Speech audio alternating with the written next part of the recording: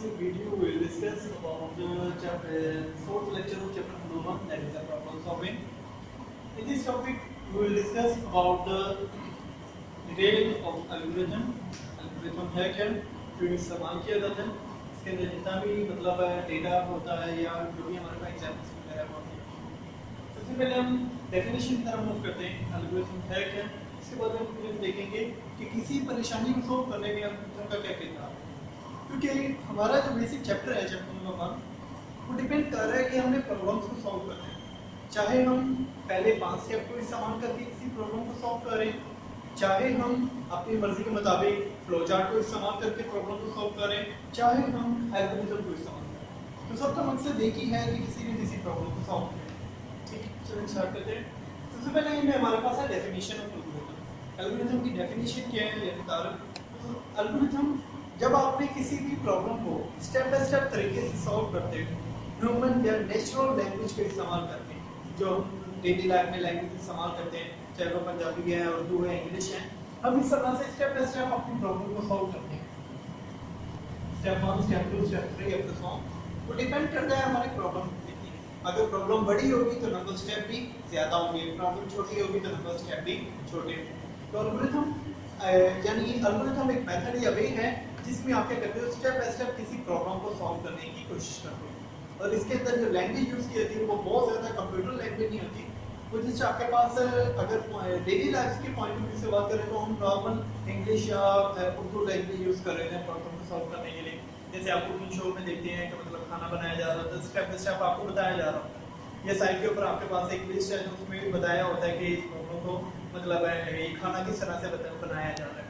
ठीक है, इसी तरह से मतलब आप डेली लाइफ के जो कंप्यूटर से रिलेटेड प्रोग्राम्स या कंप्यूटर से रिलेटेड प्रॉब्लम्स होती हैं, इनको भी सॉल्व करने के लिए हम क्या करते हैं, एल्गोरिथम को इंपॉर्टेंस देते हैं। सेकेंडली में हमारे पास role of algorithm in problem solving. Algorithm का किरदार ये है कि मतलब अगर हम फ्लो चार्ट की जिस तरह से अगर हम बात करें तो फ्लो चार्ट और एल्गोरिथम में सिर्फ फर्क इतना है कि एल्गोरिथम के अंदर आप स्टेप बाय स्टेप अपने डेटा को राइट कर रहे हैं, जबकि जो आपके पास फ्लो चार्ट होता है, फ्लो चार्ट के अंदर आप उन्हीं स्टेप को डायग्राम्स में कन्वर्ट कर रहे हैं। ठीक है, सो लास्ट लेक्चर अगर आप लोगों को याद हो तो लेक्चर नंबर 3 में हमने यही देखा था कि flow chart is a pictorial representation of an algorithm, कि वो भी एक एल्गोरिथम ही है, सिर्फ फर्क इतना है कि उसमें आप ग्राफिकल रिप्रेजेंटेशन यूज कर रहे हैं। लेकिन इसके अंदर आप नॉर्मल जो डेली लाइफ के अंदर इंग्लिश या आप उर्दू लैंग्वेज यूज करते हैं, वो लैंग्वेज आप स्टेप बाय स्टेप अपना डेटा राइट कर रहे हैं, देन उसके अकॉर्डिंगली आप अपने सारे टास्क को परफॉर्म कर रहे हैं। ठीक है, तो इसका किरदार प्रॉब्लम सॉल्विंग में ये है क्योंकि आपको पता है कि डेली लाइफ में या कंप्यूटर से रिलेटेड हमें बहुत सी परेशानियां देखने को मिलती हैं। ठीक है, तो उन प्रॉब्लम्स को सॉल्व करने के लिए क्या करते हैं, एक पेज लेते हैं, उस पेज के ऊपर स्टेप बाय स्टेप अपना सारा डेटा राइट करते हैं। आज भी बड़े बड़े जितने भी डेवलपर हैं माइक्रोसॉफ्ट वर्ड या गूगल कंपनी के अंदर एज अ वेब डेवलपर या एज अ प्रोग्रामर या एज अ सॉफ्टवेयर इंजीनियर, जो लोग मतलब प्रोग्राम्स बना रहे होते हैं, वो इतनी ज़्यादा मतलब स्टेजेस पास करने के बावजूद भी क्या करते हैं, एल्गोरिथम और फ्लो चार्ट को अहमियत देते हैं। इसकी रीज़न ये है क्योंकि एल्गोरिथम और फ्लो चार्ट सबसे ज़्यादा बेस्ट तरीका है कंप्यूटर के किसी भी प्रोग्राम को रिजॉल्व करने या किसी भी प्रॉब्लम को सॉल्व करने।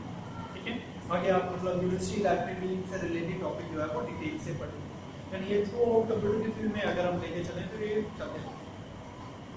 नेक्स्ट इसमें बताया कि formula of an algorithm. Algorithm के कौन-कौन से मतलब फॉर्मुलेशन में कौन-कौन से सिंबल हैं जो हम आमतौर पे यूज कर रहे थे। जिस तरह से अगर आप लोगों को याद हो लास्ट लेक्चर में हम लोगों ने लेक्चर नंबर 3 में हमने फ्लो चार्ट्स के थ्रू फ्लो चार्ट में देखा कि हम सबसे पहले स्टार्ट सिंबल को इस्तेमाल करके स्टार्ट करते हैं, फिर इनपुट लेते हैं, फिर प्रोसेस करते हैं, फिर आउटपुट मिलती है। अगर कोई कंडीशन सिंबल है तो वो भी यूज करते हैं, आउटपुट लेने के बाद लास्ट में आपके पास एंड सिंबल आता है। इसी तरह से ये चलते कि आपके पास टर्म्स है या फॉर्मुलेशन है जो एल्गोरिथम को बनाने में हमारी हेल्प कर रही है। इनमें सबसे पहले स्टार्ट को इस्तेमाल करके स्टार्ट किया जाता है। एंड सिंबल, एंड को यूज करें, आपकी मर्जी है आप एंड लिख दें लास्ट में, या आपकी मर्जी है आप लास्ट में स्टॉप लिख दें। तो स्टॉप ये एंड मतलब वर्ड आपके पास इस्तेमाल किया था जब आपने एल्गोरिथम को खत्म करना होता है। स्टार्ट यूज किया जाता है जब आपने एल्गोरिथम को शुरू करना होता है। इसके बाद इनपुट लेने के लिए आप इनपुट INPUT एक वर्ड यूज करते हैं। उसके बाद जो भी आपने इनपुट लेनी है वो देखते हैं। उसके बाद जो आपने प्रोसेस करना है, जो भी आपने कैलकुलेशन करनी है, उसके लिए आप सेट यूज करते हैं। सेट भी यूज किया जाता है स्टूडेंट्स, इसके अलावा कैलकुलेट भी यूज किया जाता है। कैलकुलेट वर्ड भी आप यूज़ करते हैं, दोनों का मतलब एक ही होता है कि आपने फॉर्मूला लिखा हो। जैसे बाकी डिटेल हम नीचे एक एग्जाम्पल इसमें देखेंगे। उसके बाद इफ एल्स, अगर आपने कोई कंडीशन इस्तेमाल की, जैसे मैंने आप लोगों को लेक्चर नंबर 3 में बताया कि फ्लो चार्ट के अंदर हम कंडीशन यूज़ करते हैं, डायमंड सिंबल यूज़ करते हैं। इसी तरह जब आपने एल्गोरिथम के अंदर कंडीशन यूज़ करनी है, उसके लिए हम इफ एल्स यूज़ करते हैं। इफ अगर कंडीशन की हो तो कुछ और चल जाए, एल्स कोई और बात चल जाए। इसके बाद इनमें हमारे पास गो टू है। गो टू जिस तरह आप देखते हो, गो टू का मतलब होता है चले जाना। इसी तरह से जब आपने एक लाइन से जंप करके चौथी लाइन पे जाना होता है, दूसरी तीसरी को स्किप कर देना है, तो उसके लिए हम क्या करते हैं, गो टू कीवर्ड को यूज कर लेते हैं। और लास्ट में आउटपुट जो इनपुट की आउटपुट की शो करवानी है, so we can use the output word. ठीक है, ये हमारे पास सारे कीवर्ड हैं। जैसे भी जिस तरह से गिवन है उसी तरह से ही आप लिखोगे। अगर इनमें कोई स्पेलिंग मिस्टेक करते हैं, या जैसे आप लोगों को लेक्चर नंबर 1 में मैंने बताया कि अगर कोई स्पेलिंग मिस्टेक करते हैं या कैपिटल लिखा हो स्मॉल लिखते हैं, या स्मॉल लिखा हो जो कैपिटल लिखते हैं, तो वो गलत कंसीडर किया जाएगा। ठीक है, नेक्स्ट इसमें हमारे पास एग्जांपल ऑफ एल्गोरिथम। ये हमारे पास एक एग्जांपल है जिसमें आपके पास आपने करना क्या है, 5 नंबर लेने, 5 नंबरों में n0, n1, n2, n3 और n4। ये बेटा आपके पास 5 नंबर हैं। इन 5 नंबरों का आपने सम भी करना है, इन 5 नंबरों को मल्टीप्लाई करके प्रोडक्ट भी फाइंड करना है, और इन 5 नंबरों का एवरेज भी मालूम करना है। ठीक है, सो लेट्स स्टार्ट। सबसे पहले स्टेप 1 आएगा, इसमें आप स्टार्ट सिंबल यूज करेंगे स्टार्ट करने के लिए। स्टार्ट कीवर्ड आ जाएगा, उसके बाद इनपुट कीवर्ड आ जाएगा। देखिए मैंने अभी आप लोगों को बताया था स्टार्ट के बाद हमेशा क्या आता है, इनपुट कीवर्ड आता है। देखिए स्टार्ट के फौरन बाद क्या आया हुआ है, इनपुट कीवर्ड आया।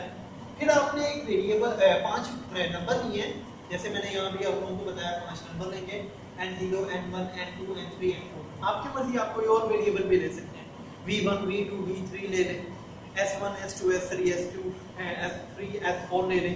वो डिपेंड करता है कि आप जो भी वेरिएबल लेना चाहिए। ठीक है, उसके बाद इनपुट के बाद बेटा क्या आएगा, स्टार्ट कीवर्ड आ जाएगा, सेट कीवर्ड आ जाएगा। सेट मैंने अभी बताया जब आपने प्रोसेस या कैलकुलेशन करनी है, तो यहाँ कैलकुलेट सम आगे कुछ लिख लें, कैलकुलेट प्रोडक्ट, कैलकुलेट एवरेज, या सेट या इस तरह से सेट लिख लें, दैट डिपेंड ऑन।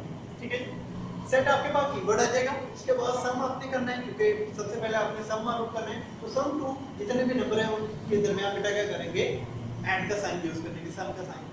उसके बाद आपने क्या मालूम करना था, प्रोडक्ट। तो इसके लिए क्या करेंगे, जितने भी आपके पास नंबर है उन सबको बेटा क्या करते हैं, आप उसमें मल्टीप्लाई कर दें। थर्ड इन में हमारे पास क्या है, एवरेज मालूम करना। और एवरेज का फॉर्मूला आपने मैथमेटिक्स में देखा हो, सारे नंबरों को जमा करें, फिर जितने नंबर ऑफ क्वांटिटी आपके पास नंबर है उन तीनों पे क्या करते हैं, डिवाइड करते हैं। ठीक है, तो ये हमारे पास डेली लाइफ के अंदर जो कॉमन एग्जांपल है, या जो कॉमनली मतलब किसी भी प्रॉब्लम को सॉल्व किया जाए, वो डिफाइन किया।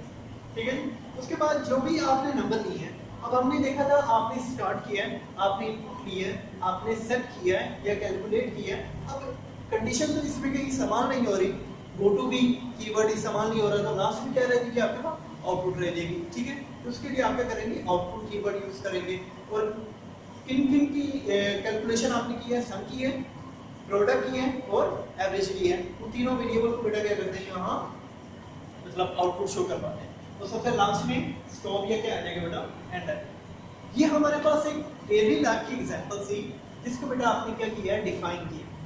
इसके अलावा आपकी किताब पर और भी काफ़ी ज़्यादा एग्जांपल है, सेल्सियस को फ़ारेनहाइट ग्रुप में या फ़ारेनहाइट को सेल्सियस में कैसे कन्वर्ट करते हैं। इसके अलावा और मतलब कुछ एग्जांपल गिवन है कि आपने एक्सेलरेशन मालूम करना है, आपने वॉल्यूम मालूम करना है। ठीक है, और काफ़ी ज़्यादा एग्जांपल गिवन है, जिनको इस्तेमाल करके हम अपने पूरे एल्गोरिथम को डिफाइन कर रहे हैं। ठीक है, तो ये हमारे पास अभी तक हमने पढ़ा है एल्गोरिथम क्या है, एल्गोरिथम का क्या किरदार है किसी प्रॉब्लम को सॉल्व करने में। उसके बाद हमने कंप्यूटर से रिलेटेड एक एग्जांपल को देखा है, जो एग्जांपल हमारी हेल्प कर रही है किसी भी मतलब है एक प्रोग्राम को सॉल्व करना। ठीक है, इसके अलावा अगर हम बहुत ज़्यादा एडवांस फॉर्म में चले जाएं, तो आपके पास पैरेललोग्राम का फॉर्मूला आ जाता है, या इसके अलावा क्वाड्रेटिक फॉर्मूला आप लोगों ने मैथमेटिक्स में पढ़ा होगा, वो इंक्लूड हो जाता है। फैक्टराइजेशन आ जाती है, तो वो मैथमेटिक्स के फॉर्मूला कोई भी हो सकता है, लेकिन उनमें जो स्टेप हैं या फॉर्मुलेशन है वो बेटा कॉमन ही होगी। ठीक है, नेक्स्ट इसमें हमारे पास है एफिशिएंसी ऑफ एल्गोरिथम, एल्गोरिथम की एफिशिएंसी। जी नेक्स्ट हम देखते हैं हमारे एल्गोरिथम का सबसे लास्ट टॉपिक है topic number 1.3.5 efficiency of algorithm. अब आपको पता है कि आप कोई भी अगर मेथड या कोई भी वे इस्तेमाल करते हैं, तो हर मेथड या वे की कोई ना कोई एफिशिएंसी होती है, कोई ना कोई रिलायबिलिटी होती है, जिसकी वजह से वो मेथड मतलब ज़्यादा इस्तेमाल किया जाता है। एल्गोरिथम की एफिशिएंसी दो चीजों के ऊपर डिपेंड कर रही है।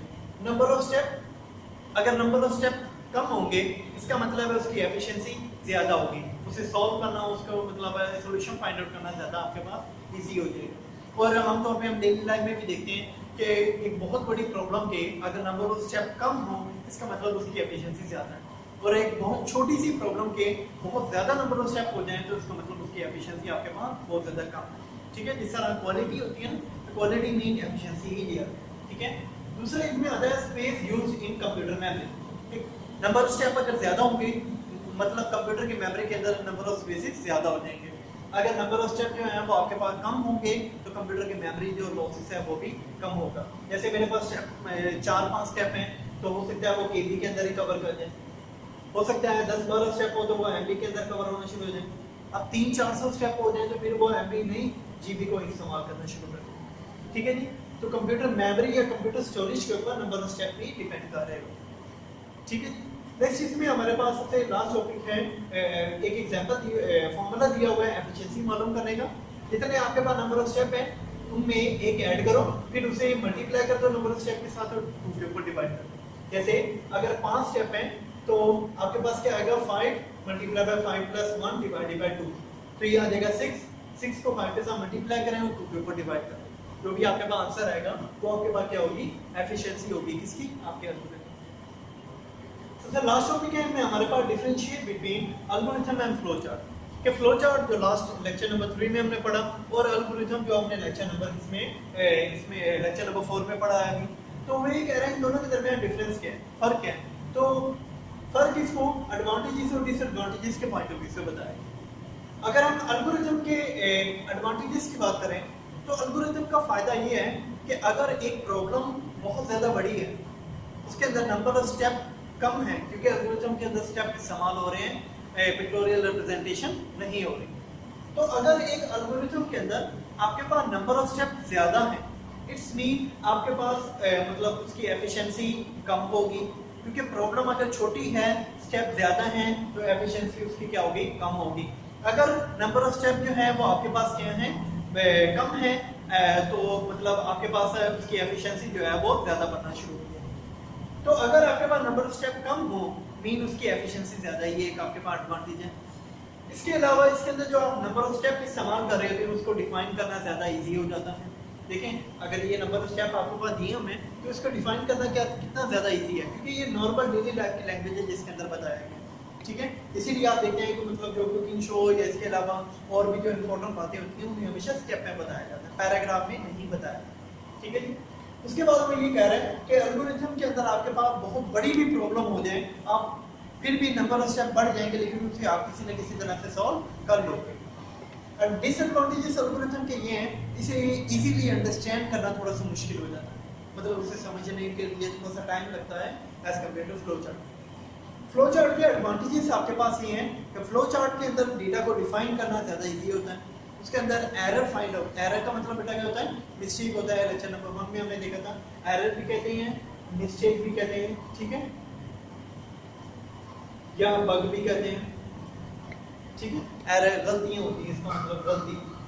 ठीक है, तो एरर, मिस्टेक या जो आपके पास बग्स होते हैं ये सारे फ्लो चार्ट के थ्रू डिफाइन करना ज़्यादा इजी हो जाते हैं। ठीक है, इसके अलावा इसके अंदर रिलायबिलिटी ज़्यादा होती है। सबसे लास्ट में आते हैं disadvantages of flow chart. Flow chart के डिसएडवांटेजेस ये हैं, जब आपके पास फ्लो चार्ट साइज में बड़ा होना शुरू हो जाए तो उसकी नंबर ऑफ फ्लो लाइंस ज़्यादा होना शुरू होती हैं। जब नंबर ऑफ फ्लो लाइन ज़्यादा होती हैं, एक फ्लो लाइन में भी अगर मिस्टेक हो जाए तो आप सारी इरेज कर देते हो। अब एक फ्लो लाइन कहाँ से आई थी, उसे किस में एंटर करना है, कहाँ से एग्जिट हुई थी, तो वो काफ़ी ज़्यादा प्रॉब्लम आ जाती है। एक छोटी सी लाइन अगर आप इरेज करते हैं तो आपको सारा फ्लो चार्ट दोबारा से लिखना पड़ता है। लेकिन एल्गोरिथम के अंदर अगर मैं एक स्टेप इरेज कर भी देता हूँ तो क्या होगा, बाकी सारे एज इट इज होगा, मैं उसे दोबारा लिख लूँगा उस स्टेप को। लेकिन फ्लो चार्ट के अंदर आप एक लाइन को भी आगे पीछे कन्वर्ट करते हो तो आपको सारा दोबारा से लिखना पड़ता है। फ्लो चार्ट की इसके अलावा मतलब अगर क्वांटिटी ज़्यादा बढ़ना शुरू हो जाए तो उसकी एफिशिएंसी जो होती है वो बेटा क्या होती है, कम होना शुरू होती है। ठीक है जी, ये आज का हमारा लेक्चर था।